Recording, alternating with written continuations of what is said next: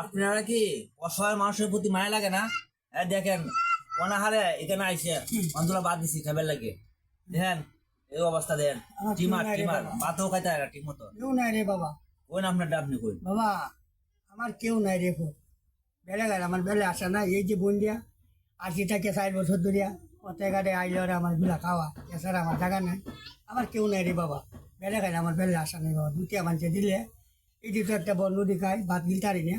ভাত খাইলে হানি কেমন লাগে, ভাত 4 দিনে 8 দিনে খাই। আপনাদের কইছেন আপনার সন্তান আছে?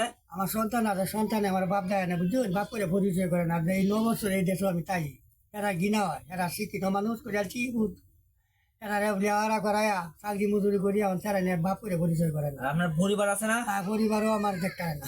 আর একটা মত ধরে যাচ্ছে ঢাকাটায় আমার খবর নেই না। উনি বলছে যে উনি আবুদু তাই কেউ নাই, উনি পালে না। আর উনি কইতাছে উনি পরিবার আছে, উনি থেকে সুন্দর, উনি পছন্দ করে না, উনি অন্য ওখানে তাই। আর উনি বেকার অবস্থায় এমনি এমনি ঘুরে, এই দেশে আমি কেউ দিলে কায়। এই যে আমি দুলা খাওয়াইতাছি, এই যে খাওয়াইতাছি। আপনারা উনি একটু সাহায্য করেন, কেউ নাই বাবা। ভিডিওটা শেয়ার করেন। আমি একটা কম বক্তারে ভূত বেলে গেলে আমার বেলে আসা নাই।